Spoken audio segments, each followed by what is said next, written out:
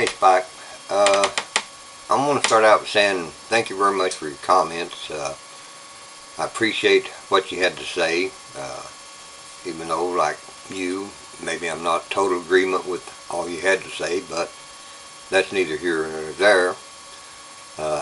One comment I'd like to say is you, as well as all the others that responded to my videos, attack my intelligence, and that's alright. I guess I'm just an old pea-brain, but that doesn't matter.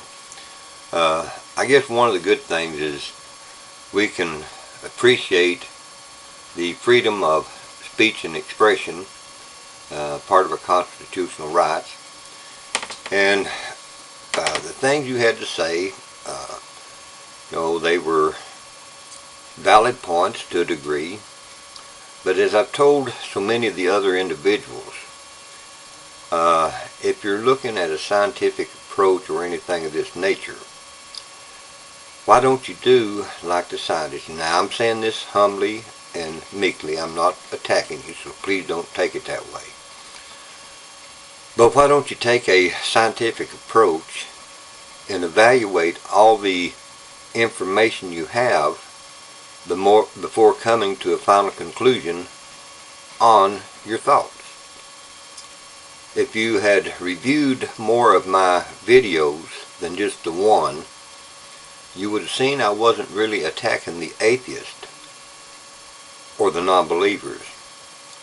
I was attacking the Christian people. They're the ones that are at fault. If you studied my videos or watched my other videos, I believe you would find that I'm a little bit different than a lot of other people. I believe in free choice.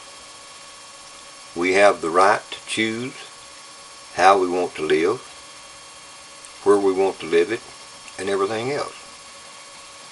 Now, if there are consequences involved in what we choose, well, that's the consequences. Now,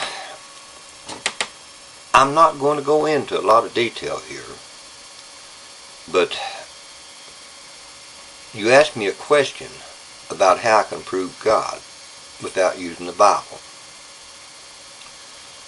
Now, here's a situation that I guess you'd say can't really be proven, but I tried to disprove it myself. Now, if you'd watched some of the videos, you noticed that I did study a lot of different religions. I've spent a lot of time viewing other people's thoughts, things of this nature, and my beliefs are pretty well world established because I do consider others' views and things of this nature. Now, you asked me to prove God. I can only say from an experience that I had in my life, and it's shared on one of the other videos. In 1997, I had a heart attack. I had to go through bypass surgery. During that period of time, my soul, my spirit, whatever you want to call it, left my body. I went into the presence of a supreme power. Now, to explain this presence, it was a great light, and in the very center of the light was a man's form.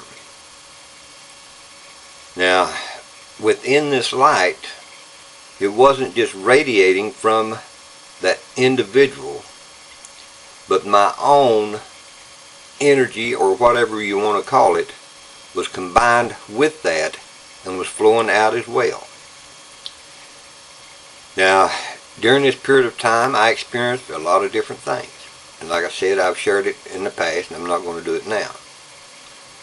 But I spent 3 months after I come from the hospital recovering, laying in a recliner, evaluating what I had experienced. I tried every way in the world to prove to myself that what I experienced was not real. Now, people may ask why I went through that process. I cannot explain it except maybe it was for me to have a fuller and better understanding. I was given 3 prophecies to bring back to 3 individuals. I brought those prophecies back, and within 3 months from the time I told the individuals what was going to occur, it occurred to the letter. Now, I believe, not because I'm forced to believe, as you insinuated. I believe because I want to believe.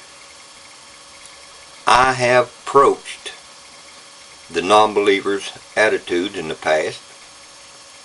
I have gone through different stages of maturing, I guess you would call it, trying to disprove God, trying to discredit the Bible, and was never able to do so. In fact, the more I tried to disprove it, it proved itself. You see, there's verses in the Bible that predicts things that is to happen hundreds of years in the future. And then when you read it and study it, you find that those predictions was to the letter, and there was no way no man could have read those prophecies and then created a situation to fulfill them. But now that's my views. As I said in one of the videos was not made to attack the atheists or non-believers. I believe they have the right to believe the way they want to. I appreciate that right. I do not try to force my beliefs on anyone. I share what I feel God lays on my heart, and then it's up to the individuals to do what they want to. They want to throw it in the garbage can? Fine and dandy. I'm no longer accountable. But now, as far as the laws and commandments, do you know that every law that we have today is based upon those laws and commandments? Now, the Bible itself says if there was no laws, there would be no sin. So you stop and think about it a minute. Whether you want to classify it as a law or as a sin, if we break that law, there is a punishment attached to it, and we pay that punishment, whether it be in a physical realm or a spiritual realm. Laws are not made to be broken, they're made to be kept. But if we break them, then we pay the consequences, whether it's by man, or some unknown supreme power. I don't know. I just know what I believe in because I want to believe in it. And as I have the right to do that, you have the right to believe the way you want to. I'm not going to force nothing on you. Not going to try to force nothing on you.